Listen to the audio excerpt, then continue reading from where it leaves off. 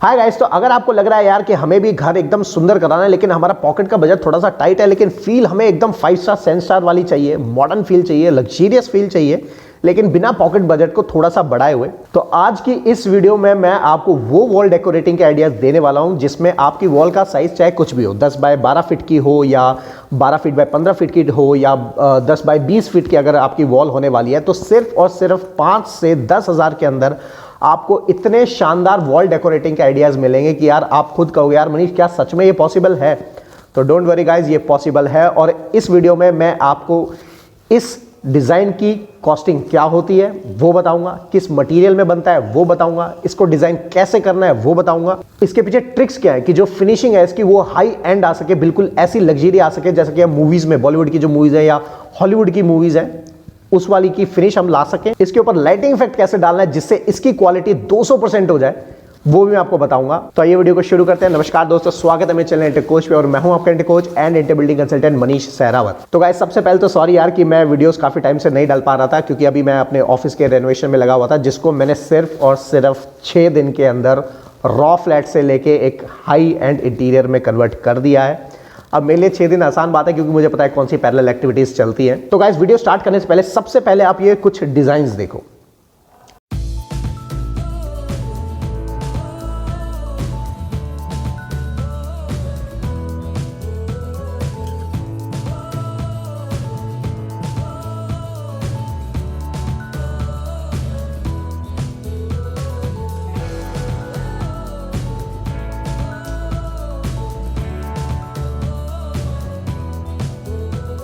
तो ये डिजाइन्स अगर आपने देख लिए तो देख रहे हो कितने सुंदर डिजाइन्स है और ये एक्चुअल में पॉसिबल भी है।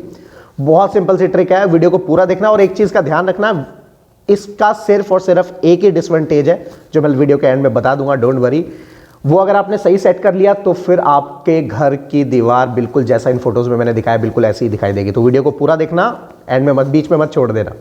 तो बेसिकली हम इसको किस नाम से जानते हैं? इसको हम बेसिकली वॉल मोल्डिंग्स बोलते हैं, वॉल ट्रिम्स बोलते हैं, या हम इसको फ्रेंच वॉल के नाम से भी जानते हैं। ठीक है, तो ये बेसिकली ये नेम्स हैं। तो मेरे मुंह से हो सकता है कई बार वॉल ट्रिम या वॉल मोल्डिंग निकल जाए, तो सबका मतलब एक ही होता है। अब जो पॉइंट आता है वो होता है डिजाइन, कि इस वॉल से हम डिजाइन किस किस टाइप के बना सकते हैं। तो सबसे पहले मॉडर्न डिजाइन की बात करते हैं। देखो, मॉडर्न डिजाइन की अगर आपको फील चाहिए तो उसमें आपको क्या करना है, जितने भी एजेस होंगे वो एजेस को आपको शार्प रखना है, मतलब कि हर जगह 90 डिग्री का बेंड बन जाना चाहिए। तो जैसा कि अगर आप मेरे पीछे देख रहे हो तो जितनी भी ये वॉल ट्रिम्स आपको दिखाई दे रही है इसमें सारा का सारा ये 90 डिग्री का बेंड दिखाई देगा। आप किसी भी ट्रिम को देखोगे सारे 90 डिग्री के बेंड है। तो ये फील हमें शो होती है मॉडर्न घर में, जो आजकल लग्जरियस घर बनते हैं उसके अंदर अगर ये फील चाहिए तो हमें ये ध्यान रखना है कि सारे एजेस 90 डिग्री पे बेंड हो। ये तो वो हमारा फर्स्ट डिजाइन, अगर हमें मॉडर्न फील चाहिए। अगर आपको फील चाहिए एंटिक फील, कि यार हमें थोड़ा सा पैलेस वाला फील चाहिए या राजस्थानी फील चाहिए, या फिर हम चाह रहे हैं कि थोड़ा सा हमारा यार यूनिक घर सा दिखाई दे, मॉडर्न में हम नहीं जाना चाहते हैं, हर कोई मॉडर्न कर रहा है, हम बोर हो गए हैं, ये एंटिक की फील पाने के लिए इसमें भी क्या ट्रिक होती है, ये सब चीजें मार्केट में बनी बनाई आती है। आगे मैं आपको बता दूंगा कि ये मटेरियल का मेक कहां से और कितने सस्ते में मिल सकती है।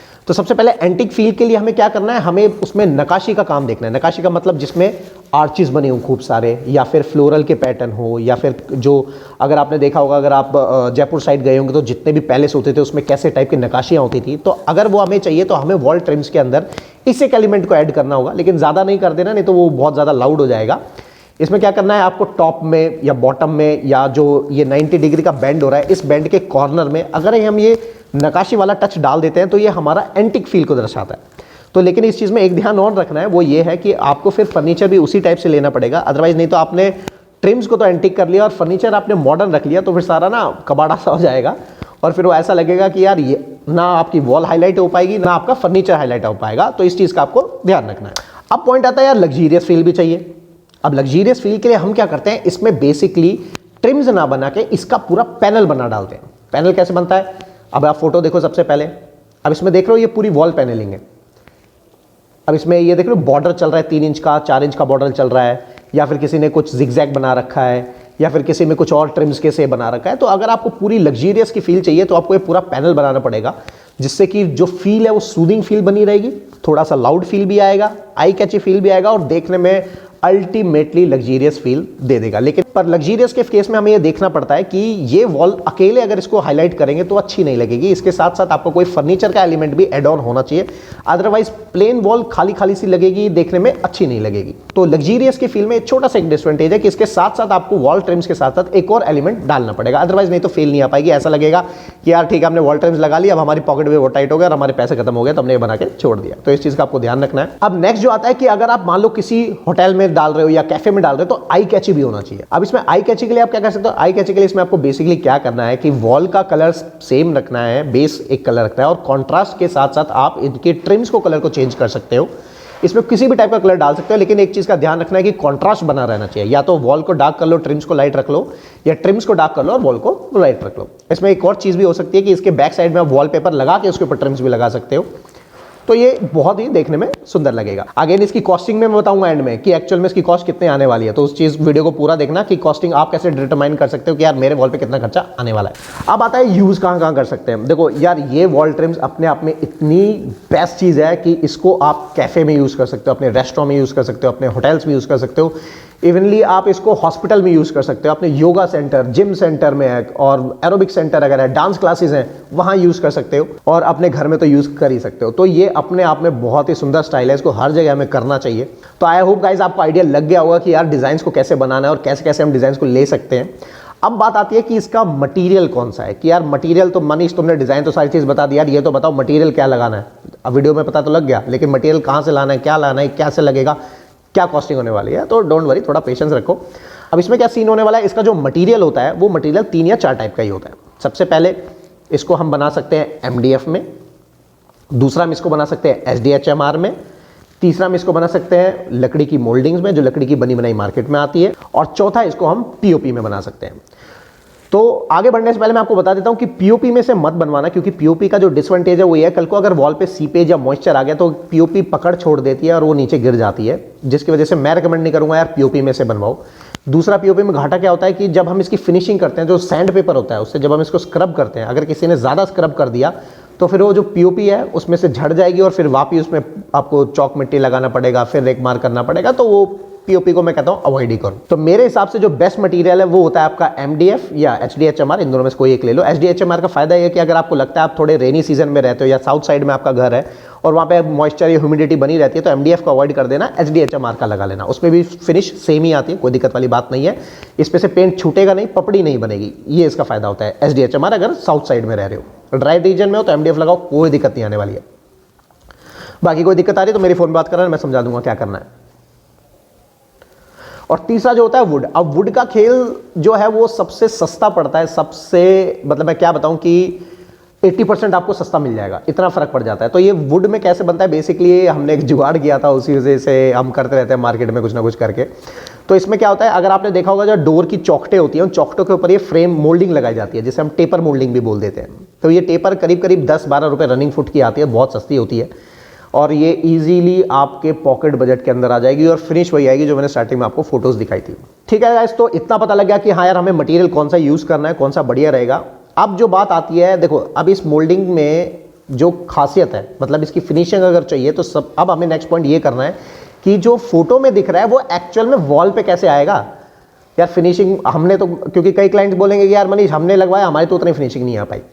तो इसका जो बेसिकली कॉस्टिंग का फर्क पड़ता है वो पड़ता है पेंट के ऊपर, आप पेंट कौन सा कराने वाले हो। तो अगर आप कॉस्ट कटिंग करना चाहते हो तो मैं तो कहूँगा कि वॉल पे आप एशियन पेंट का ट्रैक्टर मेल्जन करा लो और बेसिकली जो वॉल ट्रिम्स वाली वॉल है उस पर आप एशियन पेंट का रॉयल कराओ, मैट फिनिश में कराओ, क्योंकि मैट फिनिश में जो फील आती है वो इस ट्रिम्स में कहीं नहीं है। क्योंकि चमक आएगी तो वॉल ट्रिम्स की में से चमक अगर दिखती है तो फिर वॉल ट्रिम्स की फील नहीं आती। तो मैट या सेटिन फिनिश में कराओ, बहुत ही सुंदर फिनिश है। ठीक है, तो इसको बेटर फिनिशिंग के लिए 3 से 4 पॉइंट्स होते हैं जो मैं आपको बताऊंगा कि जो आपको वॉल मोल्डिंग को इंस्टॉल कराते हुए ध्यान रखना है। अदरवाइज नहीं तो आप हमें कॉल कर सकते हो, मैं इजीली कॉल पे बता दूंगा, या आपके कारपेंटर को कोई चीज नहीं समझ आ रही वो मैं यहीं से बैठ बैठ आपको समझा दूंगा। तो सबसे पहले आपको देखो, अभी जो मेरे पीछे वॉल देख रहे हो ये वॉल अभी अनफिनिश्ड है। ठीक है, आपको हो सकता है फिनिश दिख रही हो, लेकिन अभी इसमें अभी भी मेरी नज़रों से एक टच बाकी है। ये मैंने वॉल को बचा के रखा था क्योंकि मैं चाहता था जैसे मेरा ऑफिस रेनोवेट हो उसके बाद आपके लिए वीडियो बना के देख रहे हो यार तुम्हारे लिए कितना मैं लोड ले रहा हूँ, और ऑफिस स्टिल वॉल को मैंने अनफिनिश्ड रखा है। तो अगर वीडियो अच्छी लग रही हो तो सब्सक्राइब भी कर देना, लाइक भी कर देना। तो अब इसमें क्या है, ये जो अगर पता नहीं आप कैमरे में देख पा रहे हो, यहाँ पे ये एक नेल लगा हुआ है, पता नहीं आप कैमरे में देख पा रहे हो, तो यहाँ पे एक ये नेल लगा हुआ है जिसकी वजह से क्या हो रहा है, ये फेस पे टच हो रहा है। तो आपको हमेशा क्या रखना है कि जब भी कारपेंटर इस पे काम करेगा तो जो कील है या जिसे हम नेल बोलते हैं वो बिल्कुल सरफेस से थोड़ा सा अंदर होना चाहिए। जब हम उसमें फिंगर स्लाइड करें तो वो हमें टच नहीं होनी चाहिए, फील नहीं होनी चाहिए। नहीं तो होगा क्या कि जब पेंट हो जाएगा तो वो फिनिश नहीं आ पाएगी और वो खड्डे उभरे उभरे से दिखाई देंगे, तो देखने में बड़ा यार टैकी सी फील देगा। तो इस चीज़ का ध्यान रखना कि ये जो कील है ये अंदर जाए, ठीक है। तो कैसी लगी ट्रिक कमेंट जरूर करना। अब जो इसमें नेक्स्ट ट्रिक आती है वो ये होती है कि इस मोल्डिंग के साथ साथ बॉर्डर में अंदर से भी और बाहर से भी आपको चौक मिट्टी का फिलर जरूर फिल करवाना है। वो इसलिए क्योंकि इसके बीच में अगर गैप दिखता है तो वो देखने में बहुत ही बुरा लगता है। तो ये वॉल को मैंने आपके लिए होल्ड करके रखा है कि आपको मैं इजीली समझा सकूं कि किन चीज़ों का ध्यान रखना है, जिससे कि आपको कोई इजीली बेवकूफ़ ना बनावे कि नहीं नहीं सर ये तो ऐसे होता है। क्योंकि आजकल जो मैं साइट सुपरविजन देख रहा हूँ उसमें यही होता है, हर कोई क्लाइंट बोलता है नहीं सर ये तो ऐसे ही होता है, हम तो कर रहे हैं, हमें तो 20 साल हो गया, हम तो एक्सपीरियंस इतना, आप हमें सिखा रहे हो क्या।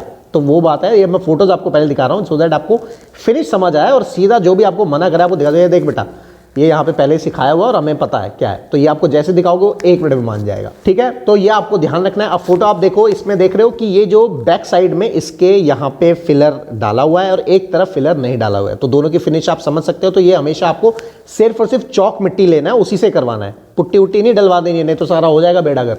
तो उस चीज का आपको ध्यान रखना है। नेक्स्ट जो होता है कि सब पूछते हैं कि यार ठीक है एमडीएफ की ट्रिम लग गई है, लकड़ी की ट्रिम लगा ली, अब इसको फिनिश इसमें स्मूथ नहीं आ पा रही है, वो स्मूथ फिनिश करना क्या है। तो इसमें 2 टाइप के रेगमा लगता है, कोई हाई एंड हाईटेक पॉइंट नहीं है ये। फिर मैं बता देता हूँ कि 120 नंबर और 320 नंबर इसमें रेगमा से इसकी सैंडिंग करानी है, इसको स्मूथ कराना है, ठीक है। अब जो फोटो में हम फिनिश देखते हैं कि यार मनीष जी फिनिश कैसे वो आई अभी तक समझ नहीं आया, वो पॉइंट जो ट्रिक जो है वो ये है कि कई लोग मैंने देखा है कि क्या करते हैं इसी ट्रिम्स के ऊपर डायरेक्ट ही पेंट करवा देते हैं, ये चौक मिट्टी का कोट करा और फिर पेंट करा देते हैं। तो वो बहुत ही गलत चीज़ है, वो हमेशा कभी नहीं करना है। इसमें क्या करना है, हमें चौक मिट्टी करानी है, फिर प्राइमर कराना है, फिर हमें उसमें टचअप्स करने हैं, मतलब लाइट्स लगा देनी है। वो भी मैं बताऊंगा कि इसमें शेडो लाइटिंग कैसे लेके आती है, जो आज तक आपको किसी इंटीरियर डेकोरेटर ने नहीं बताया हुआ, जो आज मैं आपको बताने वाला हूँ। इसमें क्या करना है, सबसे पहले आपने चौक मिट्टी का एक कोट कराया अंदर बाहर, उसके बाद इसको सैंडिंग किया, फिर दोबारा से हमने इसमें टचिंग करी, फिर सैंडिंग करी। उसके बाद हम यहाँ पे सारी लाइट को ऑन कर देंगे। जैसे कि मैंने यहाँ पे भी ऊपर लाइट लगाई हुई है, मैं अभी कैमरा को तो नहीं हिला सकता लेकिन मैं फोटो के थ्रू आपको दिखा दूंगा कि यहाँ पे मैंने भी लाइटिंग डाली हुई है, सो दैट कि अगर इसके अंदर कोई बम्प्स हैं, छोटे छोटे बम्प्स है, क्योंकि वॉल ट्रिम्स छोटी है उसमें छोटा सा भी बम्प अलग से दिखाई देगा, तो अगर कोई छोटा सा बम्प है तो हम लाइट पहले लगा लेंगे। उसके बाद हम इसके ऊपर प्राइमर करेंगे, सैंडिंग करेंगे और उसके बाद फर्स्ट कोट ऑफ पेंट करेंगे, फिर सेकंड कोट करेंगे और फिर फाइनल थर्ड कोट पेंट कर देंगे। एक चीज़ का ध्यान रखना जो मैंने पहले ही बताया था, इसमें सिर्फ और सिर्फ रॉयल का मैट होना है, एशियन पेंट्स का रॉयल मैट।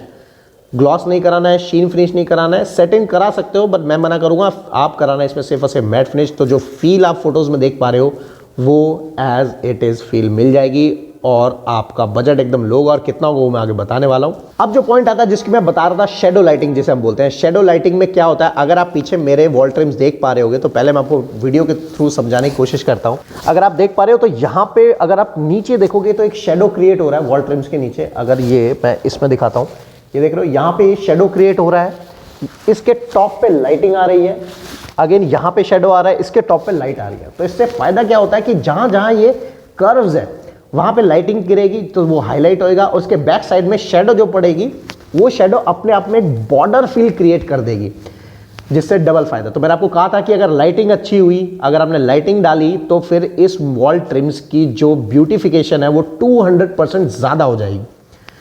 तो कमेंट में डाल के जरूर बताना कि आज तक किसी ने आपको ऐसा बताया कि नहीं बताया। तो इसे बेसिकली हम शेडो लाइटिंग बोलते हैं। अब ये कैसे आ सकती है, ये कैसे इसमें ऊपर आप इसके ट्रैक लाइट लगा सकते हो जैसा मैंने अपने वॉल पे लगा हुआ है, या फिर इस पे आप नॉर्मल स्पॉट लाइट भी लगा सकते हो, जैसा आपका मन करे वैसे ही लाइटिंग इस पे ला सकते हो। लेकिन एक चीज का ध्यान रखना, लाइटिंग सिर्फ और सिर्फ शेडो लाइटिंग हो, क्योंकि ये हाईलाइटेड वॉल है। अगर इसको एज अ हाईलाइटर यूज़ कर रहे हो, कहीं आई कैचिंग वॉल के लिए यूज़ कर रहे हो, जैसे मैंने आई कैची वॉल के लिए यूज़ किया है इसलिए मैंने शेडो लाइटिंग डाला है। बट अगर पूरे घर में ये थीम चलाने वाले हो तो वहाँ पे नॉर्मल फॉल सीलिंग की लाइट इनफ होगी और हमें सिर्फ उसी पैटर्न को फॉलो करना होगा, जिससे कि हमारी फील और थीम एक बनी रहे। तो थीम खराब मत कर लेना, अगर कोई इशू आ रहा है तो हमें फ़ोन करो यार, हम भी इंटीरियर डिज़ाइन करवाते हैं, हम आपको बता देंगे, डोंट वरी। एग्जाम्पल के तौर पर हमने अभी क्लाइंट का एक 3D डिज़ाइन किया है। अब आप ये सबसे पहले 3D डिज़ाइन देखो, इसके अंदर देख रहे हो कि हमने इसका ड्राइंग रूम का फील वही रखा है, स्पॉटलाइट कहीं नहीं डाला है, शेडो लाइटिंग कहीं नहीं डाला है, जिससे कि फील वही कंटिन्यू बना हुआ है। अब जिसका सबको इंतजार था, और वीडियो को स्किप मत कर देना, लास्ट में डिसएडवांटेज भी इसका है बहुत बड़ा, वो भी बताऊंगा।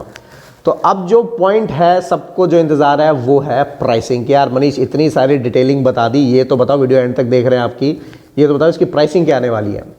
तो गाइज इसकी प्राइसिंग मैं सिंपल सा फंडा बता देता हूँ। अगर आपके पास 10 फुट बाय या 12 फुट की वॉल है तो उसके अंदर जो खर्चा आएगा, पहले मटेरियल का जो खर्चा आएगा वो करीब करीब मान के चलो 4000 या 5000 के अंदर अंदर आ जाएगा। और जो इसकी लेबर की कॉस्ट आएगी, जो इस वॉल ट्रिम्स को लगाएगी, वो करीब करीब 2000 के आसपास आ जाएगी। तो मैक्स टू मैक्स आपका 7000 में ये पूरा हो जाएगा। ये मैं बात कर रहा हूँ अगर हम इसे जो चौखट के फ्रेम पे वॉल ट्रिम्स लगाते हैं लकड़ी वाली, उसका। अगर MDF में जाते हैं तो थोड़ा सा का हाइक हो जाएगा, इससे ज़्यादा नहीं आने वाला है। बाकी आपके एरिया के ऊपर डिपेंड करता है कि वहाँ MDF HDHMR की जो प्राइसिंग है वो क्या चल रही है, उस पर ज़्यादा डिपेंड करेगा। और जो वॉल ट्रिम्स है वो कितनी थिकनेस वाली ले रहे हो। इसमें और भी डिज़ाइन बनते हैं। फ्लूटेड पैनल आप इनसे बना सकते हो, वॉल में आप देख सकते हो फ्लूटेड पैनल भी बन सकते हैं, या चारकोल पैनल जो होते हैं वो भी आप बना सकते हो। तो इसके और भी करोड़ों डिज़ाइन बन सकते हैं। करोड़ों से मतलब है मेरा कि करोड़ों डिज़ाइन बन सकते हैं। एग्जाम्पल के तौर पे फ्लूटेड पैनल, ये आप देखो, ये फ्लूटेड पैनल से हम बोलते हैं, ये भी वॉल ट्रिम्स के सेक्शन में आ जाते हैं, लेकिन कहीं कहीं लगाते हैं। अगर पूरी दीवार को भर लोगे तो बहुत गंदा लगेगा, इसे टी यूनिट के पीछे लगा सकते हैं। और भी बहुत सारे डिज़ाइन है यार, मतलब अब आर्किटेक्चर इंटीरियर डेकोरेटर का काम करवा रहे हैं तो डिज़ाइन की हमारे पास कोई कमी नहीं होती है। हर बंदे के टेस्ट के हिसाब से वैसा ही डिज़ाइन होता है। तो प्राइसिंग आपको पता लग गई है, फिर भी मैं एक बार थोड़ा मोटा रनिंग फुट के हिसाब से बता सकता हूँ, सो दैट कि आप कैलकुलेट कर सको। तो जो अगर डोर की चौखट पे जो लगती है उसका जो रनिंग कॉस्ट आता है मटीरियल का, वो 12 रुपये रनिंग फुट से लेके 20 रुपये रनिंग फुट के आसपास आ जाता है। अब आप अंदाज़ा लगा सकते हो कि अगर 200 फुट आपके एक वॉल पे लगने वाला है तो 200 इंटू 20 रुपये आपका हो गया 4000 रुपये में आपकी मोल्डिंग आपकी आ जाएगी। ठीक है, अब जो लास्ट पॉइंट है इस वीडियो का वो है डिसएडवांटेज। दैट्स राइट कि इस वीडियो में वॉल ट्रिम्स में कईयों का घाटा भी हो जाता है। अब घाटा कैसे होता है वो आप समझो। अगर आपने वॉल ट्रिम्स की स्केलिंग, जो मैंने अगर इंटीरियर की 20-25 वीडियो बनाई होंगी जो सिर्फ इंटीरियर के ऊपर है, अगर आपने, और उसमें हर वीक में बोलता हूँ कि इंटीरियर डेकोरेटर की कला जो होती है, आर्किटेक्ट की जो कला होती है, उसे हम बोलते हैं स्केलिंग। स्केलिंग का मतलब होता है कि सपोज करो आपने एक कप चाय लिया, उसके अंदर आपने शुगर ऐड किया। अगर वो थोड़ी सी भी शुगर ऐड ज़्यादा हो गई तो चाय मीठी लगेगी, और थोड़ी सी भी कम हो गई तो वो फीकी लगेगी। तो ऐसे ही स्केलिंग होता है आर्किटेक्चर पॉइंट ऑफ व्यू से, कि अगर आपने वॉल ट्रिम्स का एरिया या साइज़, अगर मैं बात करूँ एक साइज़ की, थोड़ा सा बड़ा कर दिया तो वो बहुत गंदा लगेगा, थोड़ा सा छोटा कर दिया तो भी बहुत गंदा लगेगा। तो स्केलिंग को ज़रूर सेट करें। अब सेट कैसे करना है वो तो बताओ मनीष। तो सेट करने का तरीका है कि पहले वॉल पे पेंसिल से मार्किंग करा लो, सो दैट आपको एक आइडिया लग जाए कि हाँ कैसा फील आने वाला है। नहीं तो आप हमें कांटेक्ट कर सकते हो, हम आपके पूरे घर का 3D और ड्राइंग्स के थ्रू आपको बता देंगे, कि जिससे आपको ज़्यादा हेडेक ना लेना पड़े और स्केलिंग खराब ना हो, वो आप देख सकते हो। लेकिन अगर खुद करा रहे हो तो स्केलिंग का बहुत ध्यान रखना है, नहीं तो मैं बता रहा हूँ भाई, जितनी सुंदर ये लग रही है ना, उससे ज़्यादा घटिया भी और कोई चीज़ नहीं लगेगी। तो स्केलिंग का बहुत मैटर करना है। ठीक है, तो गाइज आई होप आपको वीडियो अच्छा लगा होगा। चैनल को सब्सक्राइब करो, वीडियो को लाइक करो। Till then good bye.